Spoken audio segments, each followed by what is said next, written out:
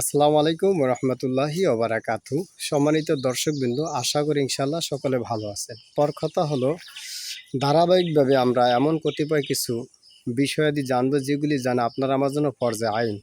কোরআন হাদিসের আলোকে আমরা নামাজের নিয়ম পদ্ধতি জানব, নামাজে বিভিন্ন শব্দের অর্থ এটি সম্পর্কে আমরা আলোচনা করব, একটি কবিরা গুনাহ সম্পর্কে আমরা আলোচনা করব, একটি কবিরা গুনাহ আপনার কি ক্ষতি হয় সে প্রসঙ্গে আপনার আলোচনা করব।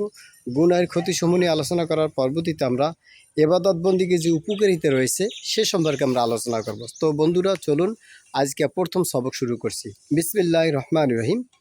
আল্লাহ পাকের নামে আরম্ভ, যিনি পরম দয়ালু অতীব মেহেরবান। নাহমাদুহু অনুসুল্লাহ আলা রসুলিল করিম।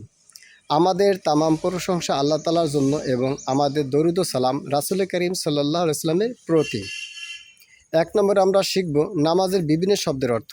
আল্লাহু আকবার, এই শব্দের অর্থ হল জিয়া আল্লাহ পাক সবচেয়ে বড়, বরং বড়াই তার জন্য একমাত্র উপযুক্ত, শুধু আল্লাহ তালার জন্যই খাস। বন্ধুরা, এ পর্যায়ে আমরা আলোচনা করব একটি সুন্নাত সম্পর্কে। নামাজে দাঁড়ানো সুন্নাত সমূহের মধ্য থেকে একটি সুন্নাত হলো কিবলামুখী হইয়া সোজাভাবে দাঁড়ানো এবং মাথা না ঝুঁকানো। 3 নম্বর আমরা আলোচনা রাখব একটি কবিরা গুনাহ সম্পর্কে। বন্ধুরা, কবিরা গুনাহ বা বড় গুনাহ তওবা ছাড়া মাফ হয় না এবং এই ধরনের একটি গুনাহ দোজখে পৌঁছবার জন্য যথেষ্ট, নাউজুবিল্লাহ। তবে আল্লাহ তাআলা দয়া করলে তা ভিন্ন কথা। তো কবিরা গুনাহ সম্পর্কে আলোচনা করতে গিয়ে আজকে প্রথম কবিরা গুনাহ সম্পর্কে জানবো, সেটা হলো কোনো লোকের প্রতি ঘৃণা সহকারে হাসা। কোনো লোকের প্রতি ঘৃণা সহকারে হাসাটা হলো কি কবিরা গুনাহ। এরপরে বন্ধুরা আমরা আলোচনা করব কবিরা গুনার ক্ষতিসমূহ, গুনাহের ক্ষতিসমূহ।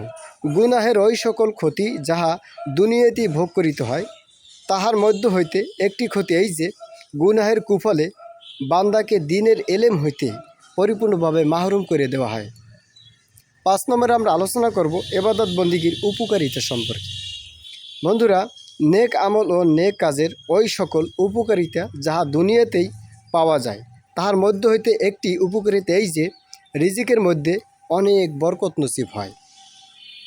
অর্থাৎ অল্পে অনেক ফায়দা তো সর্বদাই মিলে, কিন্তু কোনো কোনো সময় বাস্তবেও রুজি রোজগার অনেক বৃদ্ধি পায় বা বাড়িয়া যায়। বন্ধুরা, এটাই ছিল আজকের আমাদের আলোচনা বিষয়বস্তু। তো আলোচনা বিষয়বস্তু সংক্ষিপ্তভাবে আপনাদের সাথে উপস্থাপনা করলাম। আপনাদের কাছে কেমন লেগেছে জানাবেন ইনশাল্লাহ। 2 নম্বর সবক নিয়ে আগামীকালকে ঠিক একই সময় ইনশাল্লাহ উপস্থিত হব। ঠিক জোহর নামাজের পরপরই নামাজটা পরে ইনশাল্লাহ আপনারা আপলোড পেয়ে যাবেন। আসসালামু আলাইকুম রহমতুল্লাহি ওয়া বারাকাতুহু।